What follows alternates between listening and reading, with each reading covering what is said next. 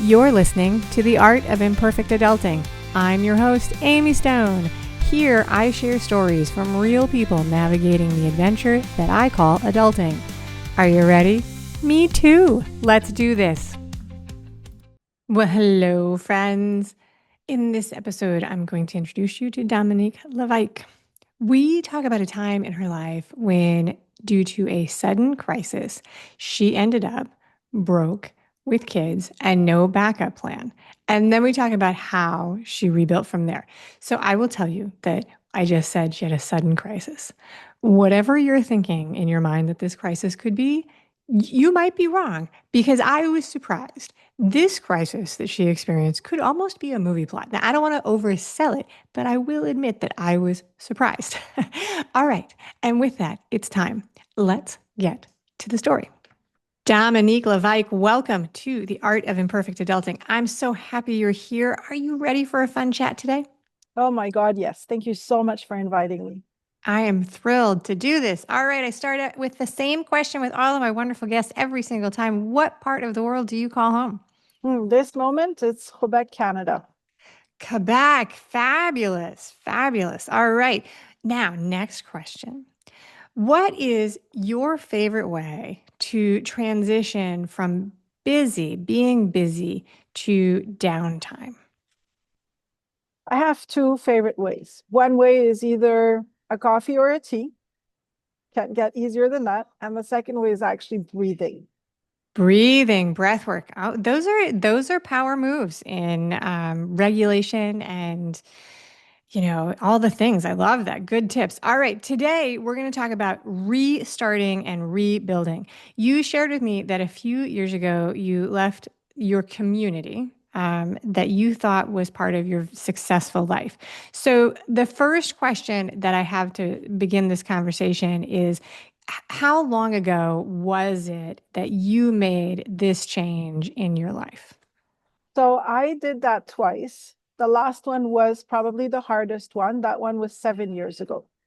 All right, so 7 years ago. And so before we talk about this specific change 7 years ago and leaving, I think I'm going to call it a situation. I want to learn a little bit more about what it was and how you got there, if you're willing to share.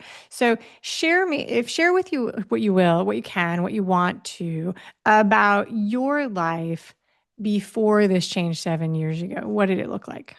So I've been a nomad for over 30 years, traveled all over the world, worked all over the world. I never really fit in the societal norm. I decided I wanted to be somewhere, I would go to that place. I wanted to do this, I would go and do this, started business this and there, everywhere, right? But with that comes a lot of fun. It also comes learning on, while doing, if I can say it this way. And I was living a lot of things that to others looked like it was beautiful and wonderful. But if I would have known, I was living from conditioning. And so I did a lot of mistakes that if I would have understood the conditioning before, I wouldn't have made them. Now I know there are lessons, but when you're living them, you're wondering, what did I do wrong? And Yeah. so I traveled, I did everything I wanted. I'm very, very impulsive in everything that I've done, but it always worked out until I met a family that I thought they were my family. I thought that I had found the best place, the best business, the best community, the best village, the best everything.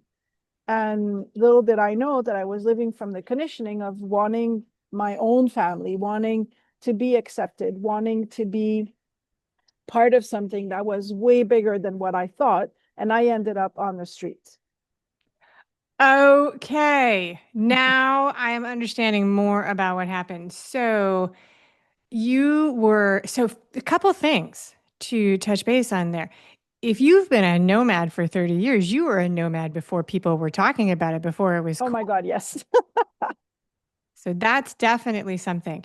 And so then when you're nomadic, one of the challenges or opportunities or things that you manage is intentionally creating or finding supportive community, Yes. for your life. Okay. And I have not done that through experience as a nomad, but it's also true if we move. Like anytime you move locations, you go away to college, you change your town, you move across town, actually, change your job. Those are changes in community that affect the support. Okay. So you found a family and what you thought was a community that was going to be, that was for you, that was going to support you, and all of those things. And then you were pushed out. This was not a choice. You were pushed out and you had to leave that situation and you ended up just on the streets. Like, tell me what Oh happened. yeah, I ended up leaving. I ended up having nothing. I mean, I've always been very successful in business.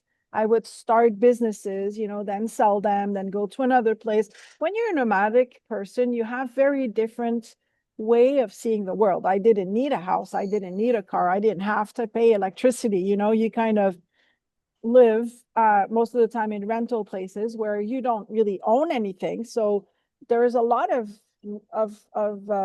place to put money aside if you know how to use your money. So when I reached that community, I had a very, very big idea in an industry that I had never worked in. But I just thought, well, I can make a lot of money for my kids, which were also nomadic. Finally, they can have a place where they can call home, even though home is really where your heart is, which mine is in the entire world. I just had this idea. If I didn't live that, maybe they want that. So I wanted it for them. And at the same time, there's people around that helped me believe that the universe was putting everything in its place for me to have this grand business, which went extremely well. And when I was ready to sell it, the government and that particular family stepped in and made me lose everything. When I say made me, they had arranged everything. It was in Central America. A lot of money was invested. A lot of money was going to be gained from that sell. And for me, in my head, I was so happy because my kids were set and they could travel the world, carefree and just go work where they wanted and kind of have the same life that I had. But living from conditioning makes you see the red flags and not pay attention to them. And so 3 weeks before we were selling that business, which was extremely successful, the government just took everything away and we were expatriated from the country. Wow. Okay. So would you say that the theme in this conversation is more about relationships and community or about business and finance? I think it's a lot about conditioning because you can have the business, the finance, the emotional intelligence, the everything. If you're living from a conditioning place, you're living from your not aligned self, you're still going to make all the mistakes that are like when you're looking at them like, oh, that was a rookie mistake. There are lessons, but when you don't know that they come from the conditioning, for some reason, we don't look at them for what they are. Like when you have a business, you're either making money or you're losing money, but there's no like in between. You can be neutral, but you're making or you're losing, and it's easy. I'm making, well, what am I going to do with this? Am I going to reinvest? Am I going to, like just put it aside? There's decisions to make. When you're losing, what am I going to do with this? Is it time to close, realign, reassess? But when you're living from your conditioning, you're always losing because you're not aligned. And Okay. then there are a lot of choices to make in that not alignment. And those choices are hard because you have to look at yourself and you have to understand, see the red flags, and have people that care enough to really tell you what is going on. Yeah. So let's talk more about what conditioning is and about seeing red flags. And then we'll talk about what happened because now I understand more about what was going on. We'll talk about some of the things, the cultural things, because you South America and living as an expat or an international citizen probably has some special things about it that people may or may not know. So when we talk about conditioning, share with me. I have a concept of what I think conditioning means, but what do you mean when you say that? So when you live from the conditioning, so we are all whole.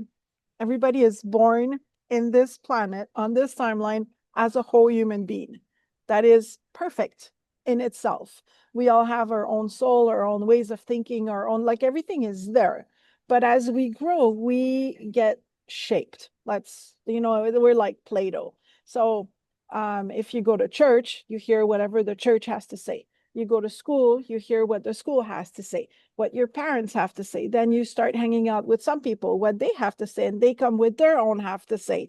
And then you listen. Right now, this generations, they have a lot of the internet. So Yeah. they're listening to what people that they don't even know have to say. And all of that conditions your thoughts, conditions your way of thinking, your way of being, your way of acting. And so you can be aligned, be the whole of who you are, and you also have that conditioning. And when you know the difference, you're able. So for me right now, if I would not go into a discussion about something I don't like, I would know that I'm in my conditioning of wanting to be accepted, because when I grew up, I was told, be cute and shut up. So yeah, that's so the role of conditioning. One of the things that makes conditioning, societal conditioning, community conditioning, tough, which leads us to talk about why the red flags are so hard to see, which you mentioned. The phrase I use all the time that I didn't invent, I got it from somebody else, is it's hard to read the label from inside the bottle, Indeed. and because you're not aware of the impact of conditioning usually until something changes and then all of a sudden it shows up. So, for example, let's use something that's like totally not controversial. If you grow up in a tropical location and you every day of your life has been warm and humid, and you travel to a northern location like Canada in the winter, you will be confronted with something that's completely different than anything you've ever been experienced. And there's really no way to prepare for it, right? There's no way to prepare for it. And it will be shocking. And you will only discover that you are not prepared for it when you walk out of, the airport door and you're like, oh, wow, this is what people mean when they say it's cold outside, because you've like never actually experienced it. You have no context. Is that my metaphor and my description That align your with what? metaphor is incredible. I love it. Okay, so there you go. So, all right, very good. So, this was not a choice to leave. You were in South America or Central America, and you were there as a nomad. You were doing business in that country. And when you closed the business or you engaged in the transaction, it did not work. And the country said, no, thank you. And you have to leave straight away. Oh no, it did work. That's the problem. It was working very, very well, and the government saw that. And the family that had planned this whole scheme, they decided that I no longer existed in this country, and so we got taken out of the country so that they can take the business. Now Yes. life is funny, right? Because that business, they weren't able to manage it because I never taught them that. And so the business no longer exists. They never made the sale, but you know, All right. life works in its own ways.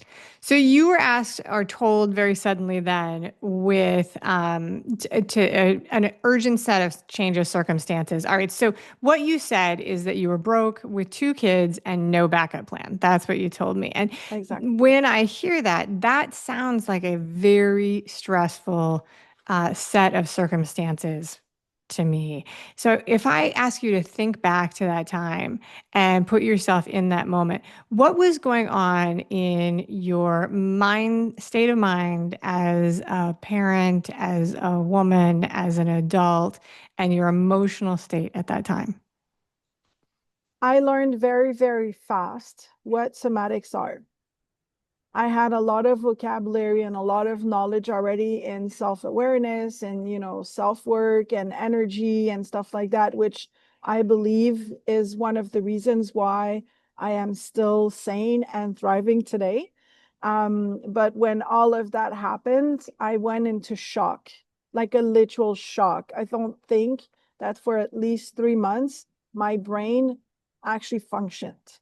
It was just find safety, find trying to not be on that like survival mode, but at the same time surviving because you have kids in Yeah. tow and it's not their fault. And I had done everything for them to thrive be after.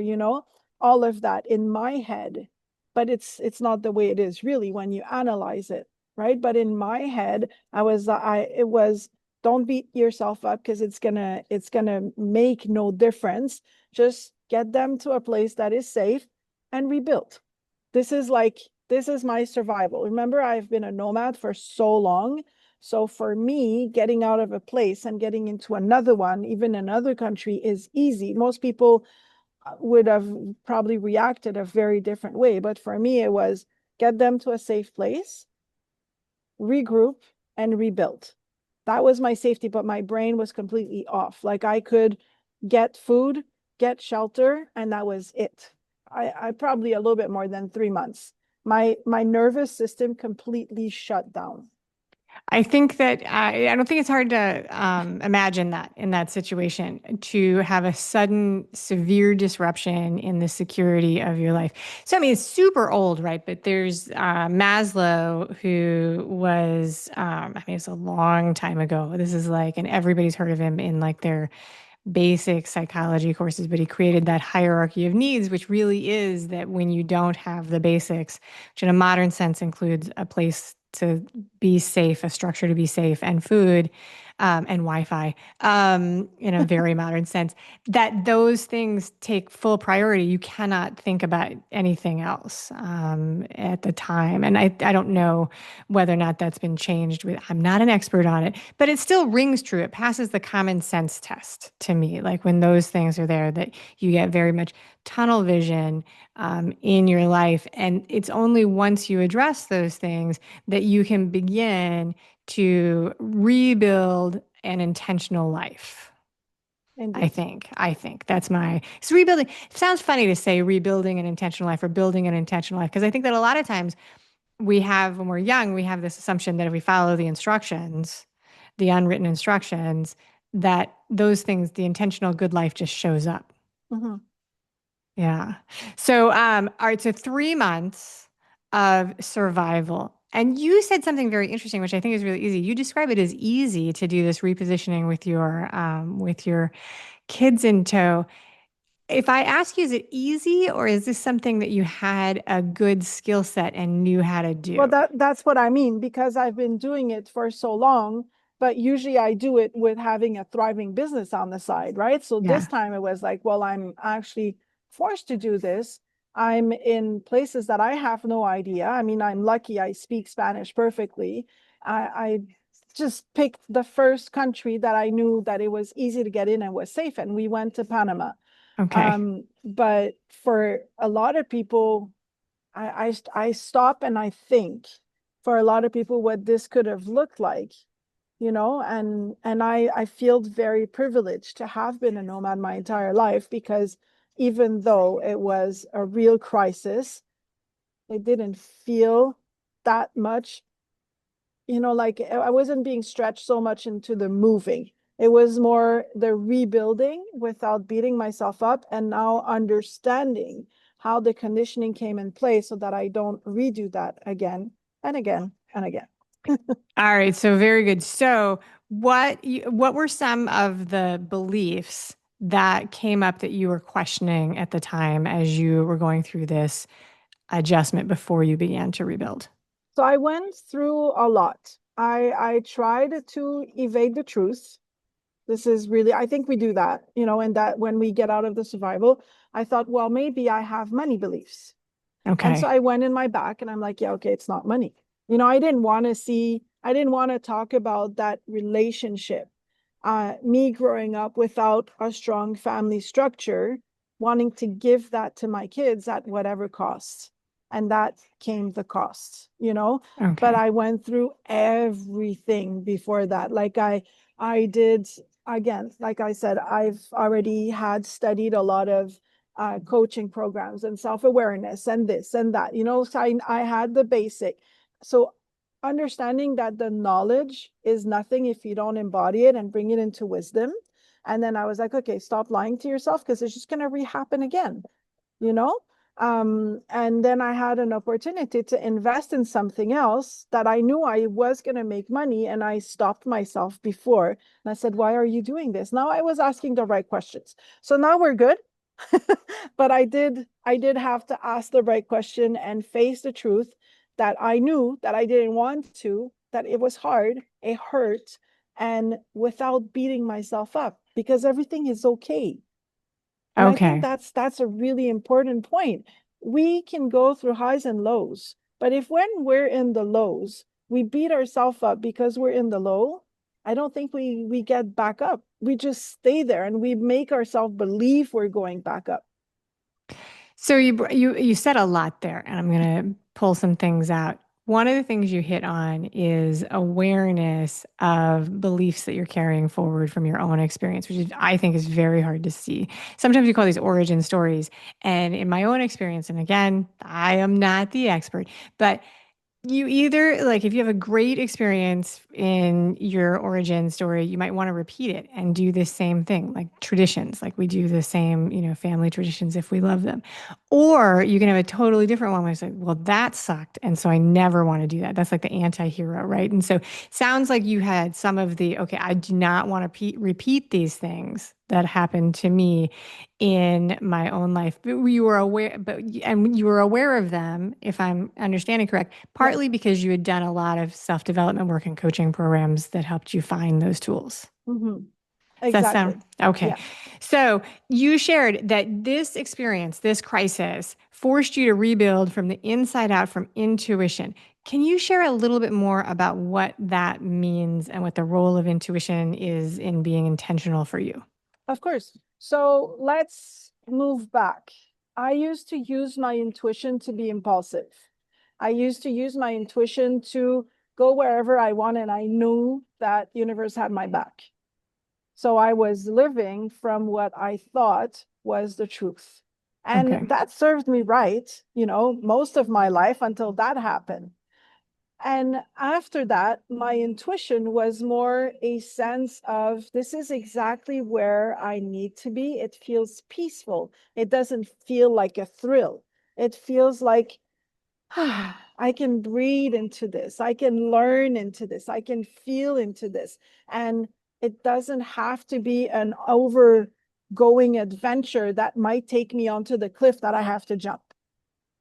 So that's the two different ways of looking for me at intuition. I am an impulsive person. I know that about me, but now I understand that I was mistaking my intuition with my conditioning. And now I live more from I'm going to say the whole of who we are. I did a lot of human design, which helped me a lot as well. But I know who I am. I've studied who I am. And now, when my intuition, it's me trying to trick my intuition to go back into a thrill, I have the red flag and I see it because I've learned. I don't Yeah. know if I answered your question. I think so. I think so. So I think that because you mentioned earlier that one of the things that you were really trying to do at this time was make sure you didn't repeat a series of mistakes. And what I think I'm hearing you saying, and correct me if I get it wrong, is that you were really trying to be self-aware and not internalize this judgment just because something had happened to you. Indeed. It's very easy when things go wrong to, especially for women, to just jump to the conclusion and say the reason this bad thing happened is because I wasn't enough, Yes. and or I did something wrong, or I'm not good enough. And so I hear people talk about that. So then this is you setting up sort of your guide rails or your filters where you're running your intuition sort of through this. You're like, all right, does this align with where I want to go versus where I've been? Ooh, is Exactly. that And it right? doesn't happen in my head anymore. It happens in my body. Like Okay. before I was able to trick because I was like, well, yeah, the universe is putting all the sign, but now I don't trick it because I feel it. And There's that's that the somatic. yes, and That's that's the somatic. peaceful intuition is like some people call it the higher self or the inner knowing. It's basically my gut saying yes or no. As opposed to like to make sure that I'm understanding it. So this is like a somatic experience that you're feeling and sensing in your body as intuition, as opposed to intellectual cognition, like sitting down and making a pros and cons list. Exactly. Okay. All right. I think I got it. I think I got it. I think I understand what you were doing. All right. So tell us a little bit more how you moved forward from this spot of being broke with no backup plan and feeling untethered. So, like, I think that means a lack of community and connection.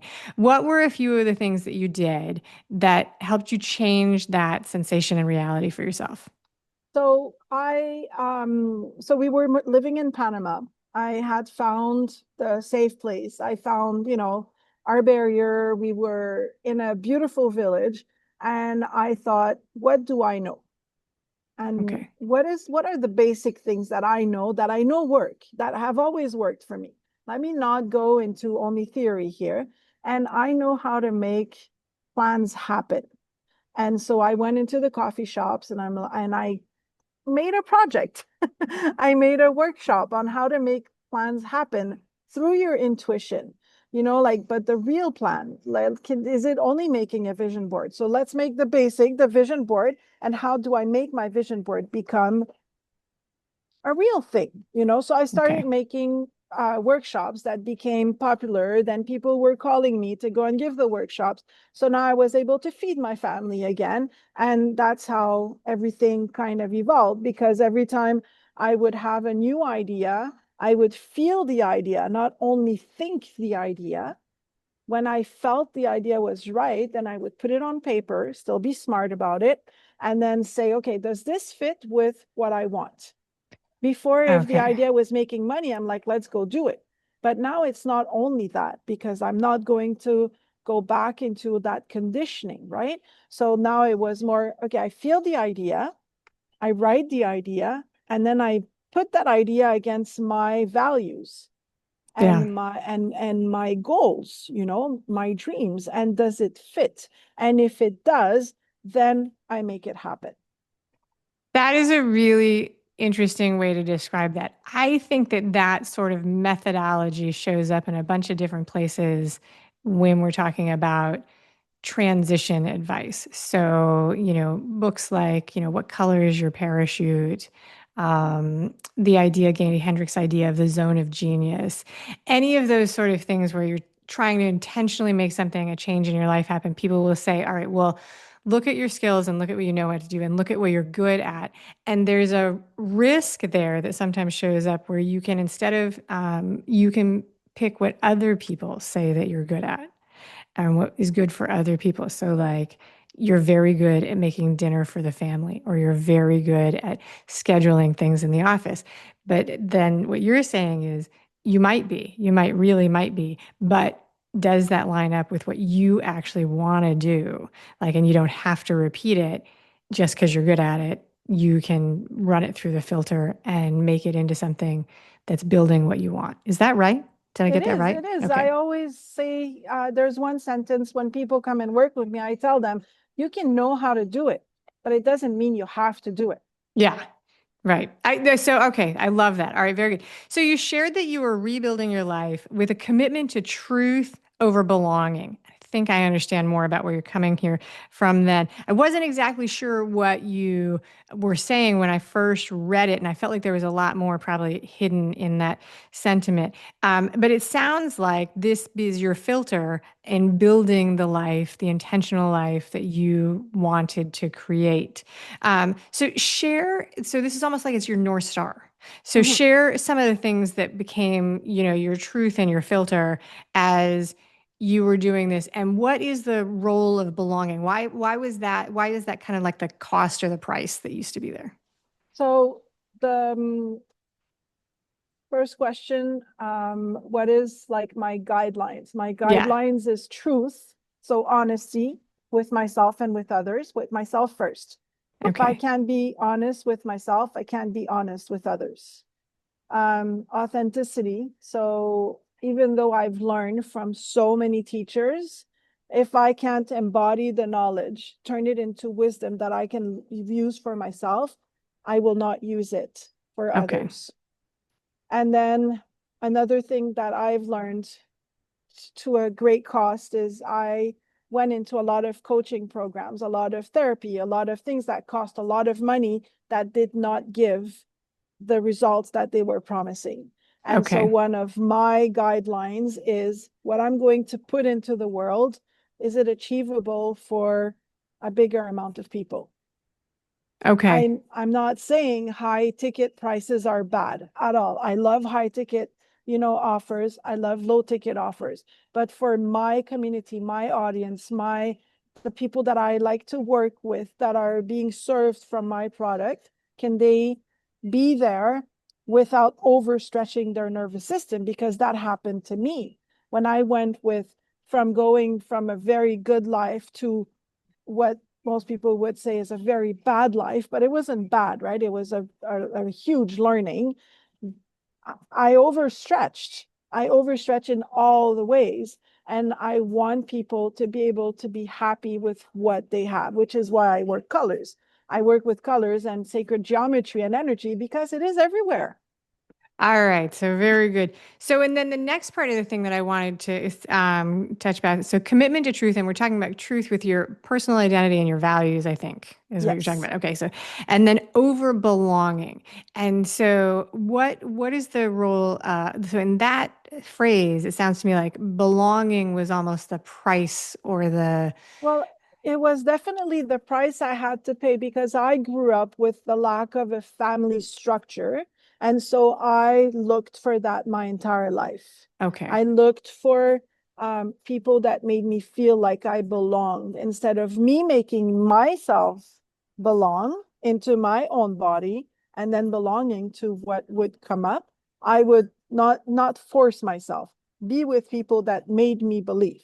I was always very successful, very lucky. I think that I'm still am, but like I was successful from the age of 13, I had successful businesses. So a lot of the people that made me feel belonging is because I was also contributing to their financial.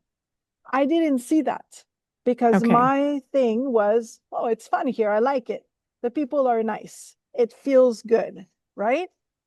Yeah, I think so. I think so. So then the lesson that came from the experience where you were forced out, is that to be careful about trusting the groups, to not assume that just because it matched and it felt good that you were truly belonging in that space and be able to generate that safety for yourself without exposing yourself to risk within a community. I I Is think that, I finally understood when they say it all starts from within. yeah.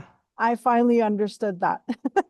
What's a funny thing about community and belonging is that sometimes it is that you can have the same group of people and some people will feel very comfortable and like they belong and other people will not, and you can be in a room full of people, you can be in a house full of people, you can live in a building full of people and still feel very much alone. It's a complicated concept, I think. All Yeah, right, I so believe so too. one last question before we wrap up. We talked about what life looked like before. We talked about what caused this incredible shift in your life and the need to rebuild. What is life like? This is 7 years ago, 3 months of real, high stress and then rebuilding. What's life like for you and the kids, if they're still kids? What's life like for you today? What's the difference? Well, today I work. I'm very, very happy in my work because I stick to my goals, right? I have an authentic business. I am honest with myself and with others in this business, and I can create that community that everybody feels like they don't have to lie about who they are. So we work with colors, we work with sacred geometry, with human design. So everybody knows the whole of who they are, and they are allowed to come in those communities and be everything and feel everything and talk everything. And there's no judgment. We're all, the observers, and we're all here to help each other. I teach people how to use the colors to get sometimes those truths that we don't even know what they are. Like the colors, they show up. The sacred geometry, it shows up. The energy, it shows up. Sometimes we don't know how to interpret it, but everything has a science behind it. So after you look into yourself, you see that truth, and sometimes you need a little bit of outside help. So we use the colors and we use everything else to bring that truth so that in the 3D, because this is where we live, we can use all that information and be successful, be happy, be joyful, be whatever it is that you want to be. It's not other people to tell you what they want you to be. It's you to tell yourself how and what you want to be. All right. Very good. So I have never talked to anybody who has talked about colors and geometry in this way. I want to give you a chance to very specifically tell the listeners what it is that you do. Would you describe yourself as a coach? So what I call myself an intuitive coach, but I Okay. really teach people to be their own intuitive coach through Okay. the colors and the energy.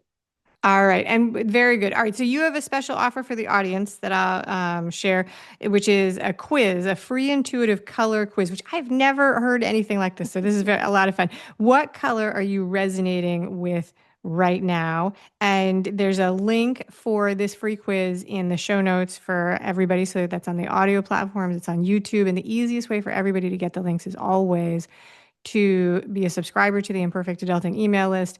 Then it just shows up in your email and you can click on it, easy peasy, all of the offers from all of the guests. So that's what I recommend. All right, Dominique, I want to say thank you very much for sharing that with us and sharing that offer for the audience. Are you ready for the 3 fun questions? Yes. Let's do it. On a rainy day, what is an activity that you like to do inside? Read. Very nice. Do you like to read real books, like hardcover books, or do you use an e-reader? I like, no, I read real books. Okay. A lot of people I talk to, real books. It's very, I can do both, but I'm very, I don't have a, I like the fact that the e-reader lights up because I can have it be the only light in my room. I don't know. That's just me. That's just me. I have no allegiance either way. Okay. So those were follow-up questions. They don't count. We're still on. That was all question number 1. Number 2, what is your favorite way? I didn't know you were nomadic before I wrote this, so this is going to be great. What is your favorite way to travel? By car, plane, on a cruise ship, a train, or another way altogether? I really like trains. I haven't done it in a long time, but I really like trains. Very cool. Very cool. Trains can be a lot of fun. I would love to do one of the like really luxurious sort of scenic touristy trains. They look like they would be a lot of fun. Oh, yeah. They look like that would be a lot of fun. So, all right, last one. Have you ever had a celebrity crush? And if so, are you brave enough to tell us who it was? I don't think I have. I've never really watched TV. No, I don't think I have. Good for you. All right. Good job. All right. That's it. Dominique Levesque, thank you for being a wonderful guest today on the show. Thank you so much for being here with me. Thank you for listening today. I hope that you enjoy the show. And before I go, I want to encourage you to become a bigger part of the conversation. Obviously, subscribe wherever you're listening to the show. Listen to more episodes. That'd be great. Again, please write a review and tell your friends about the show. That truly is a great help for getting the show in front of new people. Okay, but more fun for you yourself, head over to imperfectadulting.com and join the email community. You'll get some free stuff right away, and that way you'll begin to get the emails about the podcast. This includes the links for the special offers from the guests, and it's the only way to get that. Also, if you aren't in the mood to listen, I actually include an article directly in those emails. Whee! Now, if you love this and you crave more time with me, Amy, as a coach, a mentor, or just adultier adult, numero uno, check out The Village. If you have a story you want to share with the listeners, I'd love to hear from you. I have an open application. Just let me know you want it. And that's a wrap for today. Until next time, remember, the journey is the destination. Ralph Waldo Emerson said that, not me. Well, until just now, I did just say it. But what I want you to hear today is that if your adulting journey isn't going the way you expected, that may not mean that you're lost. It may just mean that you're on your way. This is Amy Stone, signing off.